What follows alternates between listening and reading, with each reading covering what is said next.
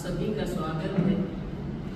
आप जानते ही हैं कि अभी जो हाल में संसद का सत्र हुआ उसमें भाजपा ने किस प्रकार से बिल पास किए और उसमें सबसे महत्वपूर्ण बिल जो ये लेकर आए मनरेगा को खत्म करने का।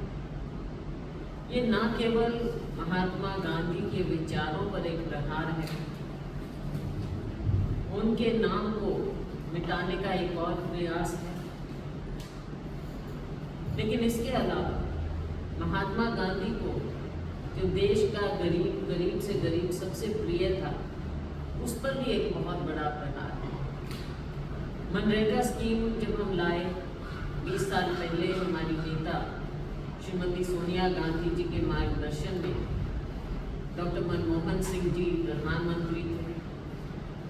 इसके पीछे ये विचार था कि जो ग्रामीण क्षेत्र में हमारा गरीब रहता है उसे काम चाहिए, मान सम्मान चाहिए। ये गरीब के मान सम्मान का प्रतीक बन गया था मनरेगा। काम करने का अधिकार उसके हाथ में ऐसा था कि अगर वो काम चाहे तो उसे 100 दिन का कम से कम काम मिले।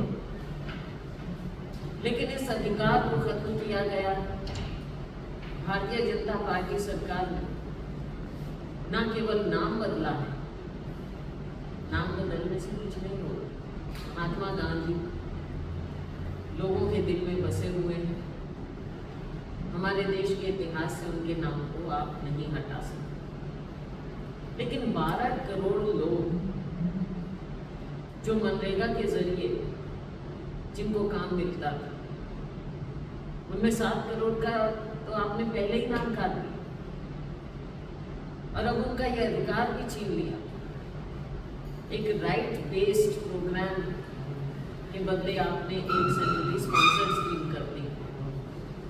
पहले केंद्र को पैसा देना होता था, अगर कोई काम मांगे अधिकार से उसको काम देना होता, लेकिन अब तो आपने इसको बजट पर आधारित स्कीम बना दिया और राज्यों पर बोझ डाल दिया।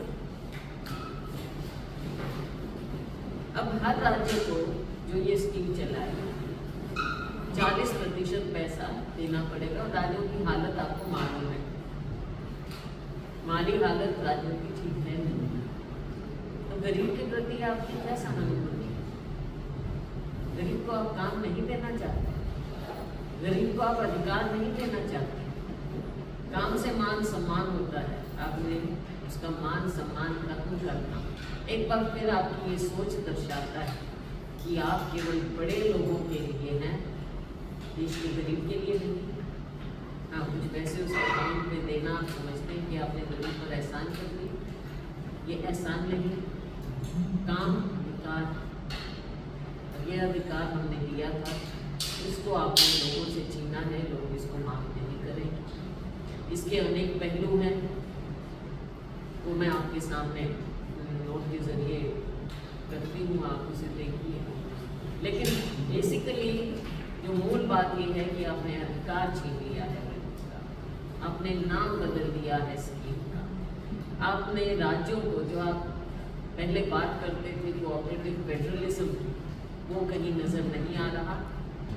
राज्यों को केंद्र के सामने हाथ फैलाने के लिए फिर आप मजबूर करते। इसमें जिस पंक्ति में आखिरी व्यक्ति की बात होती थी, आज आप वो पंक्ति खत्म कर रहे हैं। आखिरी व्यक्ति की कोई चिंता नहीं है, उस पंक्ति में आप राज्यों को खड़ा कर रहे हैं ताकि वो केंद्र की ओर देखें। और आप केवल राजनीतिक रूप से जब चुनाव आएगा तो कहेंगे ये आपकी स्कीम है, और राज्यों को जो पैसा देना पड़ता है उसका जिक्र भी नहीं, और अपने नाम से आप ये फिर से यही करना चाहेंगे। भाजपा हर बार किसी न किसी स्कीम का नाम बदलकर उसको, जो आम नागरिक को, गरीब को मजबूत करने की बात थी, उसको आप कमजोर करते चले जा रहे हैं। आपको क्या लगता है कि भाजपा एक और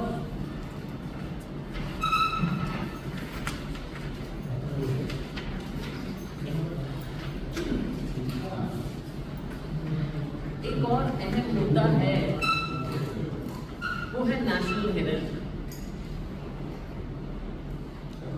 इन्हीं के इशारे पर इन्हीं के एक व्यक्ति ने केस किया। वो केस कोर्ट में चला, सालों साल चलता है।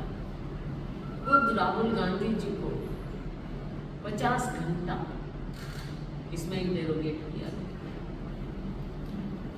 केस को ट्विस्ट तब दे दिया जब ईडी बीच में घुस गया और ईडी ने कहा कि हम करेंगे इस केस को। सीबीआई ने इनकार कर दिया था 2014 में करा।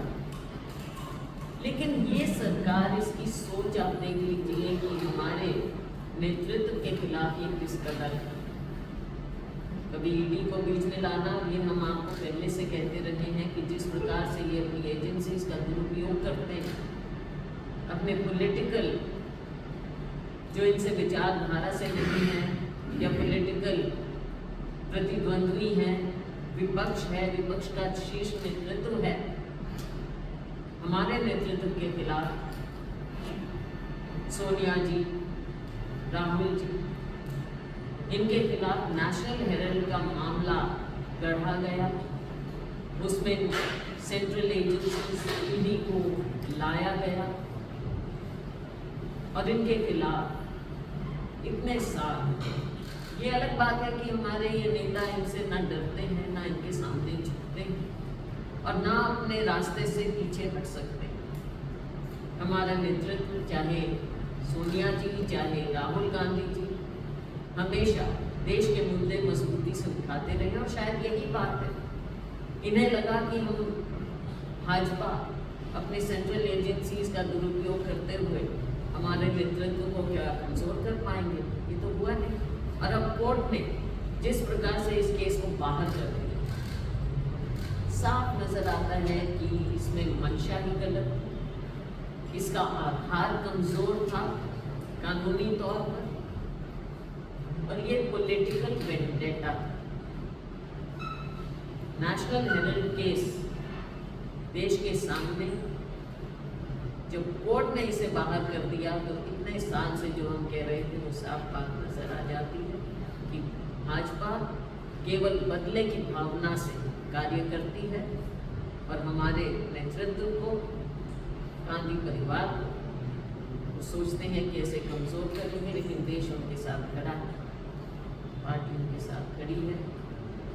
ये विपक्ष को ऐसे कमजोर नहीं कर सकते और इनके जो गलत कार्य हैं उन्हें पूरी मजबूती से राहुल जी, सोनिया जी, पूरी कांग्रेस पार्टी, खड़गे जी और हम सब कार्यकर्ता इसको उठाते रहे, चाहे ईडी हो, चाहे सीबीआई हो, हम किसी से